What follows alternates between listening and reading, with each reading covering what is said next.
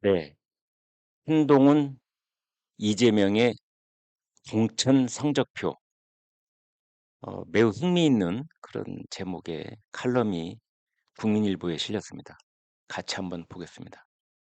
우리가 한동훈의 주장, 이재명의 반박, 이런 것들만 그냥 밑도 끝도 없이 소개를 해왔는데, 그러지 말고 과학적 근거를 가지고 얘기를 해보자.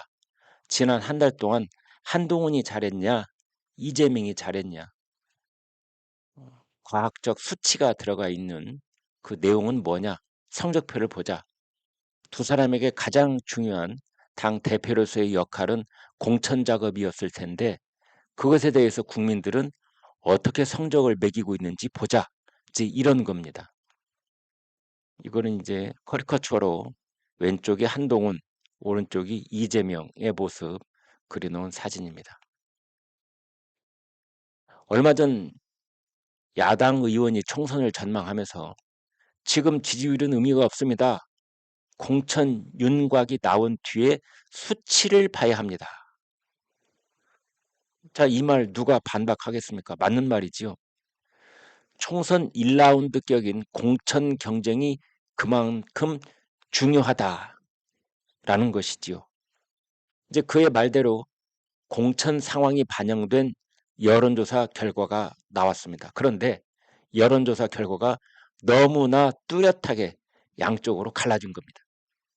한국갤럽 조사에서 발표를 했는데, 정당 지지율 국민의힘 37, 정당 지지율이라는 것은 말을 바꿔서 얘기하면 한동훈의 성적표인 겁니다. 정당 지지율 국민의힘은 37%, 더불어민주당 31%. 이건 이재명의 성적표인 거죠. 그래서 37대 31. 격차는 6%포인트. 이렇게 된 겁니다. 우리나라는 소선거구제입니다. 이걸 중선거구제로 바꾸느니 마느니 잠시 얘기가 있었습니다만, 그런 얘기 쑥 들어가고 이제 한 선거구에서 한 명 뽑는 겁니다. 그래서 아닌 말로 국힘과 더불당의 후보가 한 명씩 나왔다. 국힘은 득표율 37%, 더불당은 31%. 그러면 한 명만 국힘 후보로 당선이 결정되는 겁니다. 너무나 제가 단순한 감이 없지 않아 있습니다만, 그만큼 이제 선거를 50일 앞둔 지금 시점에 있어서 정당 지지율이라고 하는 것은 그만큼 심각하고 중요하다는 뜻이 됩니다. 여야가 공천 기구를 꾸린 지 한 달이 넘었고 지역구 50곳씩 결과를 내놓은 시점이다. 그러니 전국 지역구가 253개, 그중에 50개, 약 5분의 1쯤 내놨는데요. 왜 지금 내놓은 지역구가 중요하냐?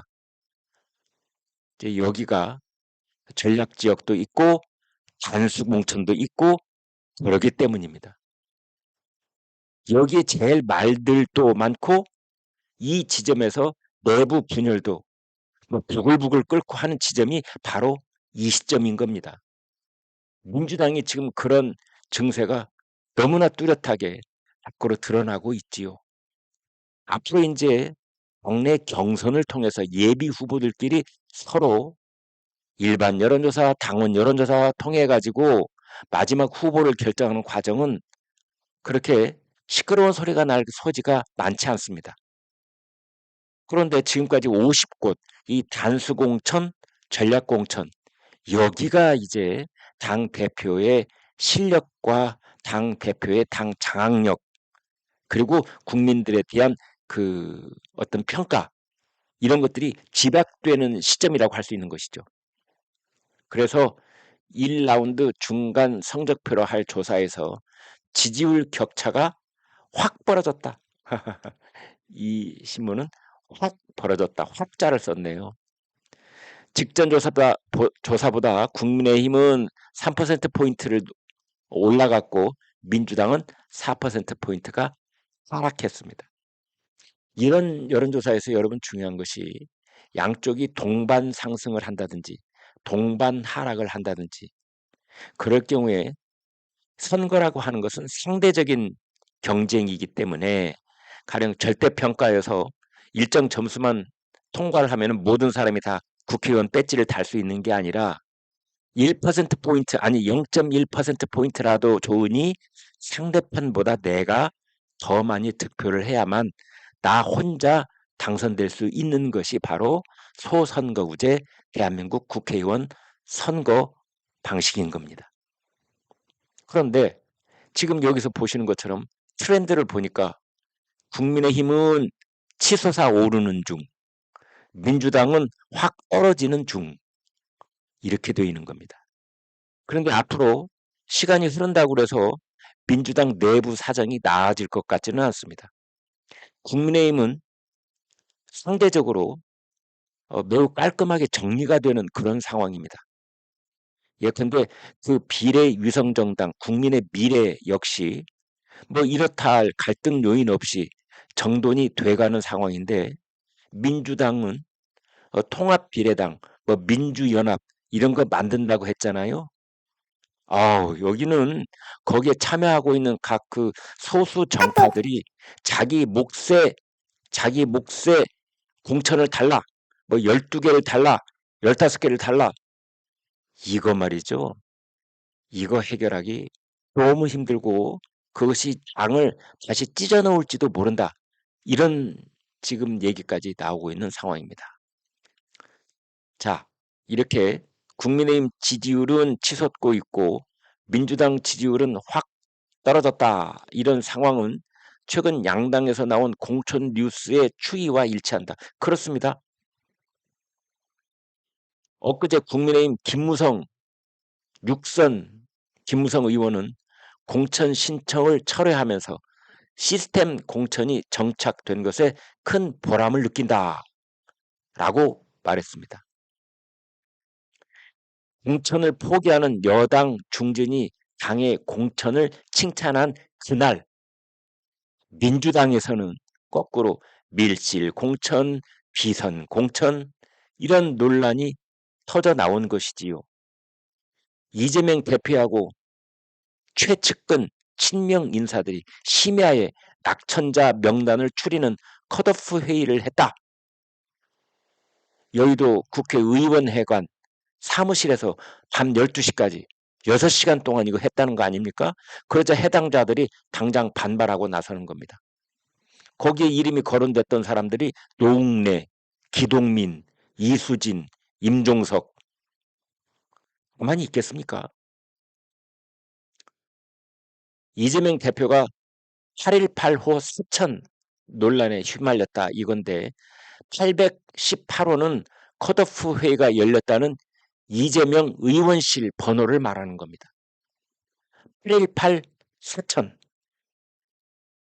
기가 막힌 누가 이름을 붙였는지 참 이재명 대표로서는 뼈아픈 이런 별명이 붙은 셈이지요. 반면에 한동훈 국민의힘 비대위원장의 사천 논란은 김경률이 불출마하고 윤희숙이 경선을 하고 그러면서 조기에 해소가 되고 진화가 된 겁니다. 최근에 한동훈 위원장의 공천 관련 발언은 주로 고맙다는 것이었습니다. 김무성, 김성태 이런 분들이 출마를 접거나 험지로 가겠다. 그런 뉴스가 나올 때마다 한동훈 국힘 비대위원장은 감사합니다. 고맙습니다. 이런 말이 계속 보도가 되고 있는데 반면에 이재명에 대해서는 전화를 돌렸다. 뭐 문학진 전 의원에게 전화를 걸려서 불출마를 종용했다. 뭐 설명을 해보라고 했다. 본봉투 의원들에게 일일이 설 연휴 때 전화를 해서 뭐 해명을 해보라고 했다. 이런 기사가 계속 나오고 있는 겁니다. 본봉투 연루 의원들의 불출마를 타진하는 물갈이 시도였다는데 이것은 거꾸로 내로남불. 그렇죠. 이재명 당신이 무슨 자격이 있어가지고 지금 남들 보고 돈봉투 타령을 하고 뭐 뇌물 타령을 하고 당신의 대장동 특혜 비리는 어떻게 된 거야? 이제 이렇게 되는 겁니다. 그래서 민주당의 당 대표 중에 모든 사람이 전화를 할 수 있지만 전화를 할 자격이 없는 단 한 사람이 있다면 그건 이재명이다. 근데 이재명이 일일이 전화를 돌려서 불출마를 종용하고 있다는 거 아닙니까? 이 밖에도 국민의힘은 용산 출신 특혜 배제. 그렇습니다. 이번에 말이죠. 그러니까 약간 특혜 시비가 이제 벌어질 수도 있는 게 이른바 단수 공천이라고 하는 것이거든요. 내부 경선을 면제해주는 조치입니다. 이것만 해도 국회의원 배지에 도전하고 있는 예비 후보들에게는 엄청난 혜택을 주는 것이나 비슷한 효과가 있는데 이번에 단수 공천자 중에서 용산 출신은 단 한 명도 없습니다. 이러한 것들을 본 국민들은 아, 국민의힘의 시스템 공천이 작동되고 있고 윤석열 대통령하고 친하다, 뭐 가까운 사이다 한다고 그래서 특혜가 주어지는 건 아니겠구나. 본인이 용산 대통령실에서 뭐 몇 달 동안 근무했다는 것을 구실로 출마하는 것, 그건 본인의 자유니까 뭐 그렇게 한다 치더라도 그걸 가지고 한동훈 비상대책위원회와 그리고 공천관리위원회가 특혜를 주는 건 아니구나. 이제 이런 인상이 쌓이고 있는 겁니다. 용산 출신 특혜 배제, 영남 중진 재배치. 이런 긍정적인 뉴스가 계속되고 있는 반면에 민주당은 어떤 일이 벌어지고 있느냐? 친문 책임론, 친명과 친문의 갈등, 이재명이 자기 사람 심기. 문학진 의원은 그런 말을 했더군요. 이재명이 친위 부대를 꽂으려고 무리수를 두고 있다. 그래서 결국은 명품백 같은 여권의 무성한 악재 속에서도 이런 흐름이 지지율이 고스란히 반영된 건 유권자들이 그만큼 면밀하게 지켜보고 있다라는 것이다. 라는 겁니다. 여러분 고맙습니다.